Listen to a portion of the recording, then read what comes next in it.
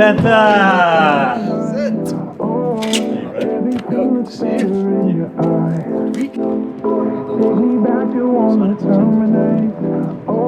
So it's Saturday afternoon, 4:30. I'm at the CrossFit box with my mate, Optimum performance coach, or Barnard, aka the Panther.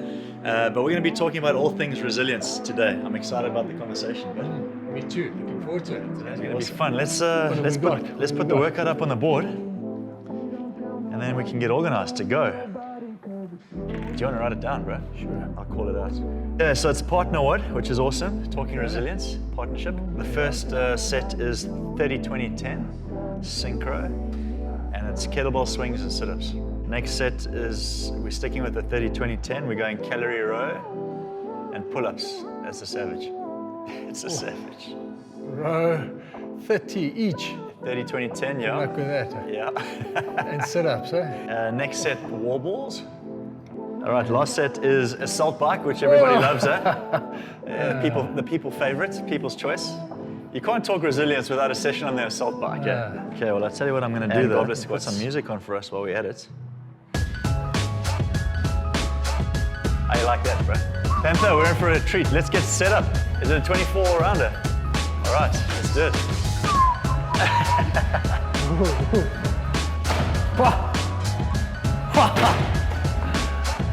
Darkness is coming.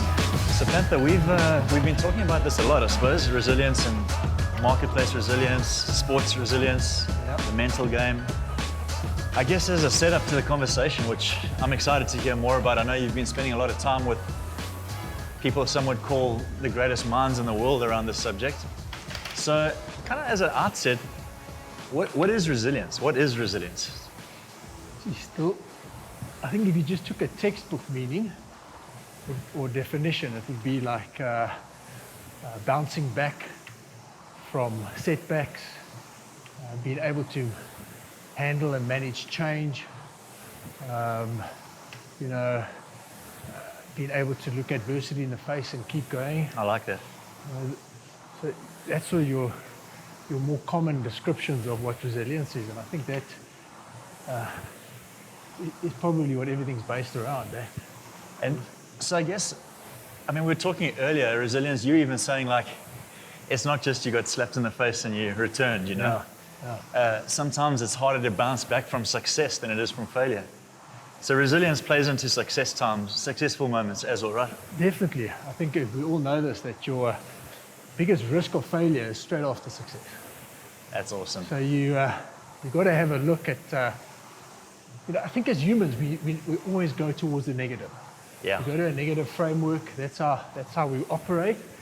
So it's natural for us to think of resilience as only a habit that takes care of Sure. setback.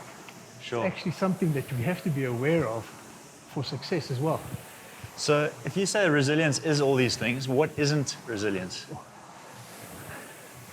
Resilience is not just getting up. It's not just going forward. So in other words, those are acts of resilience, but resilience is an art. Oh, wow. It's an art. It's not something that you pick up overnight. It's something that comes over time. So what it's not is it's not just the fact of just getting up.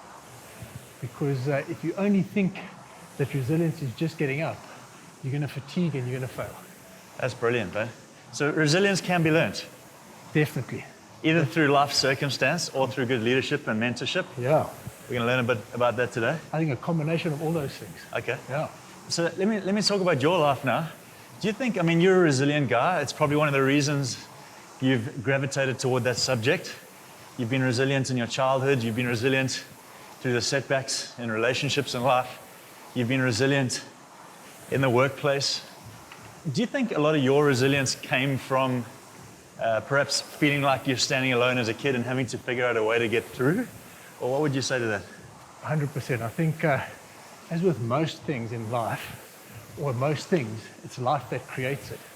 So life teaches us lessons, and we either learn from them, so we respond to them, or we react to them, so we don't necessarily learn, but we just get through it. Oh, wow. And I think there again, you're looking at one aspect of that is getting through it, so you're enduring it. But when you learn from it and you respond to it, that's when you're building up resilience because you're preparing Brilliant. yourself for the next one. So would you say, like, as a kid maybe, and growing up, there was resilience in you, but you never had the word for it? Yeah. And so now you actually have the word to look back on those learnings and put it into new practice. Definitely, and I think with age, obviously, hindsight is a wonderful thing. But I mean, I went off to boarding school when I was 5. Wow. So you learn very quickly, being 450 kilometers away from home, coming home 3 times a year, Sure. you learn very quickly you're on your own. So even though you've got a boarding house full of maybe 150 boys, you're on your own. And when you're young, you don't realize the importance of that. I mean, there's negativity to it as well, don't get me wrong. Yeah. But I think that's the aspect of resilience. You've got to look for the positivity in that. And in the positivity, understanding is where you get a growth mindset for things. Understanding is growth. I love that.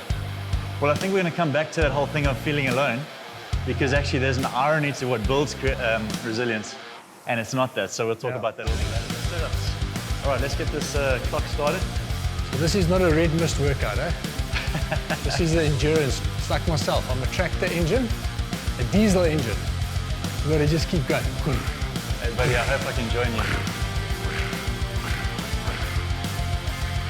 All right, Panther. So Panther, you spoke about the relationship between resilience and energy. Do you speak of that as like energy management, how we manage our own energy? What do you mean by that? 100%. So, I mean, in every sense of, or in every industry, sport, business, family life, we always talk about managing our time. You know, but actually what we see more and more is we have to get better at managing our energy. So if you say to me, you've got to manage your time, then I immediately go to a slot, like from 7 till, but the reality is, like, say for my training, I train at 4:30 in the morning. So now if you tell me manage your time and you say to me you have to train at certain times, it's not going to work for me. I got you. So we have to get better at managing our energy, and that's key to resilience, because the whole strength behind resilience is to be able to recharge, Brilliant. to recover, and get going again, to keep moving. So resilience is not just about getting up, because if you just get up, you just stand here. That's brilliant. You've got to get up and move, and you can only move, you've got energy to move. Yeah, that's so good. I was watching some of the CrossFit Games actually, which make me feel like I'm just getting out the blocks. But what I love about the world's best athletes is they let others go before them. They let, if you want to put it into the work format, they let somebody else's calendar kick off. Yeah. They're aware when they're at their best, right? So you're aware you're at your best for a 4:30 workout. Yeah. You know you have enough energy for an 8 o'clock meeting if it's required. Doesn't mean you have to start your meetings at 6. Yeah.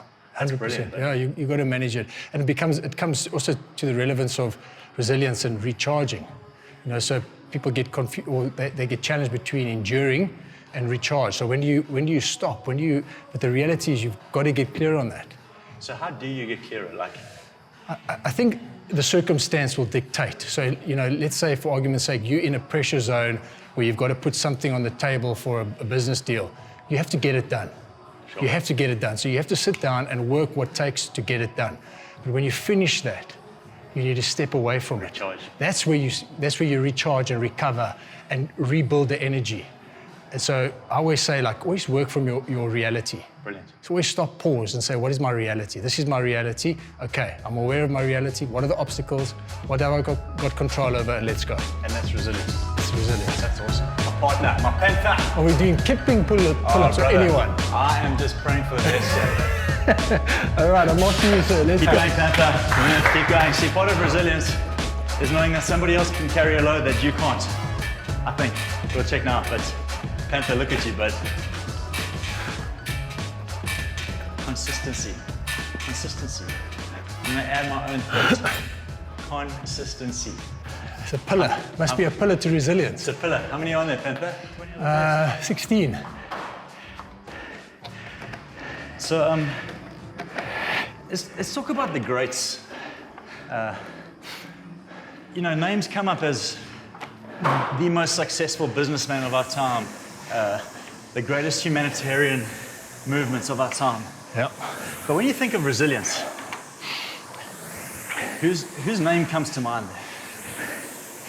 I think in the business world, names like Steve Jobs, Reed Hastings, Yeah. Elon Musk, Here's a man who's taken a lot of risks, and that's what it is, you know. Resilience is being able to move towards pressure, take risks, and either succeed or recover.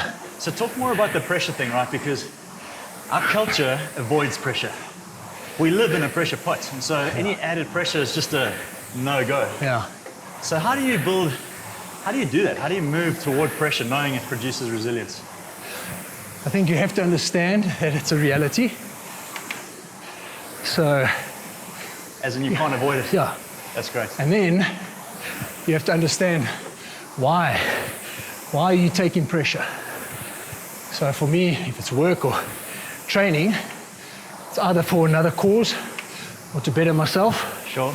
So it makes it worthwhile. It doesn't make it easier, but it makes it definitely Gives doable. it purpose, yeah. Gives it purpose, yeah. So, yeah, I think it's, you know, particularly in professional sport, particularly in South Africa, and if I look at rugby particularly, guys don't get used to moving towards pressure. Yeah. They want to avoid it. But you can't win a game without pressure. Brilliant. I mean, how many times we've seen someone being up at halftime, being up with 10 to go, and then giving away the game. So, and that's because of pressure, right? 100%. Not sure what to do. You've got to start getting excited about it. You know? Oh, wow, that's cool. Get and excited testing about yourself. pressure. Yeah. Wow. You've got to test yourself. Because that's what it's about. Testing myself now. I think when we move away from thinking that competition is about the other team and understanding it's all about us, that's when we'll start getting comfortable about pressure. Brilliant. It's just about me and you getting better every day. Brilliant. If we keep getting better, we've got to win. So you can be sure, if someone's listening to this, they can be sure that if they build these pillars of resilience, they will become better at winning. Definitely. Don't focus on the win. Definitely. Build resilience just as a pillar. Definitely. Wow. Love that. Here we go. What we got here, Captain? Just following his advice. Because he said, you don't have to win. You just have to keep showing up. Nice, Panther. Jeepers.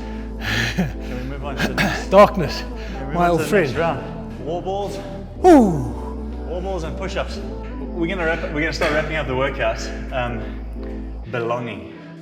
We were chatting over a coffee the other day, and we were speaking about these pillars of resilience, showing up, endurance, managing your energy, and then you said, but something that's caught you off guard almost, and just like jumped out at you is this: resilience comes down to we need a sense of belonging, which is awesome. Tell me more about that. So research shows the 3 top reasons why people are resilient is 1, because of themselves. So it's what you've learned, what you've developed, what you've put in place. Second most important thing is relationships. Oh, wow. So now you put those 2 together, you understand the importance of belonging. So belonging for me, it hit me like a hammer on the head. And I've been following a guy by the name of Owen Eastwood. Very, very brilliant mind, doing a lot of work on belonging based on the Maori culture. And I read his book, and it's just spoke to me in so many levels. And the most important one was from, you can imagine, going away to boarding school at 5 to never living at home for longer than 2 months at a time. I never felt the sense of belonging. Craved it. So now I yearn for understanding that, and I'm actually seeing that when you get to understand that. So Owen talks about walking towards your future, looking back with your eyes wide open. Brilliant. And what he's saying is, you've got to know where you've come from, good or bad, and what is good, take into your future with you. What is bad, deal with it. Brilliant. Deal with it. So for me, the sense of belonging is, we know this because of what we believe and what we stand for, is that you can't go anywhere alone. We were born to have relationships. That's what we're born for. So as soon as we understand that and the importance of it, and we build strong relationships, healthy relationships, not easy relationships, healthy relationships. People that are going to come like you do to me, say, Panther, you're sitting on your backside doing nothing, get going, you know? Those are good relationships. And those are the ones that help us when the chips are down or when we're succeeding. Guys come to us and say, great job, but hang on, it's not over, you've got to keep going. So belonging is critical. It starts internally. You've got to find where you belong. Brilliant. In this world, where do you belong? Where do you sit? And then from there, who's your tribe? Brilliant. You know? I love that, because would it be right to assume then that some part of resilience is short-lived if it doesn't have belonging in it? Yeah. So you could actually have many other aspects of resilience. You could be showing up, you could be managing your energy, you could be enduring against all odds, highs and lows. But unless you have belonging, you're going to fatigue at some point. Like, that's the secret, right? Definitely. That's your story. 100%. Oh, wow. I think that anything you do without a sense of belonging is, like you say, is going to be short-lived, and it's actually going to die. It's going to die. So it's not going to leave a legacy. Because as soon as you belong somewhere, you're doing something for more than just yourself. So good. And that's the key. And that's what, I mean, why do you get up in the morning as a father? Yeah. Not because you want to go to work, because you want to provide. You want to make sure your family's looked after. Believe in it, yeah. And for me, that's the thing of resilience. There's two types. Resilience you prepare for, and resilience that's innate. When you get up in the morning, you don't know what your family's going to throw at you, what the world's going to throw at your family, but you know if something gets thrown, you're going to get up and go. Yeah. Sure. So, Here for it. Love it. Here Here we go now. Keep going, Panther.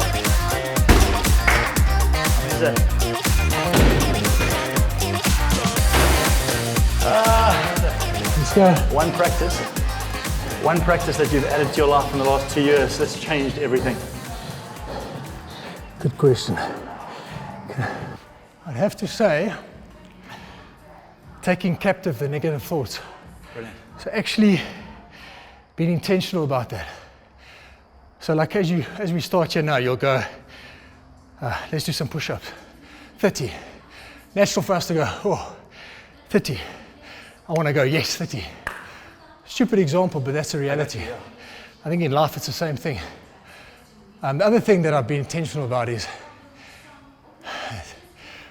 choosing who I hang around with.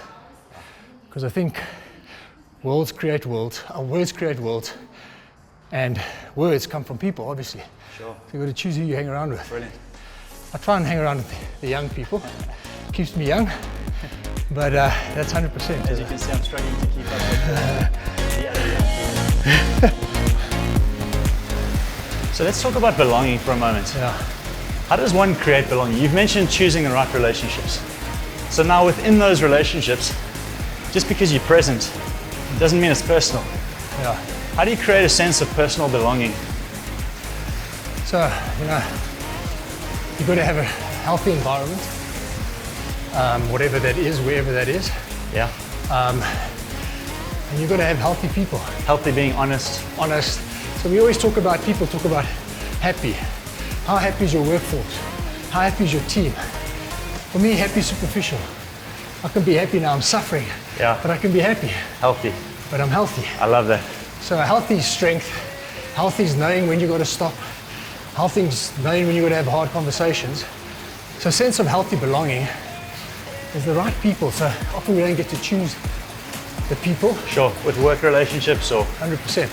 But we can bring them into the story.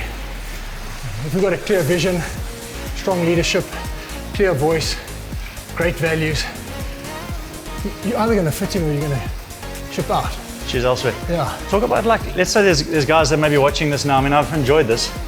It's been a long time since I trained, but I think that works for the subject at hand. But talk about CEOs now, they isolate themselves so quickly. Yeah. Leaders of businesses, sometimes even husbands to a family, just isolation. How would you encourage those guys today? Well,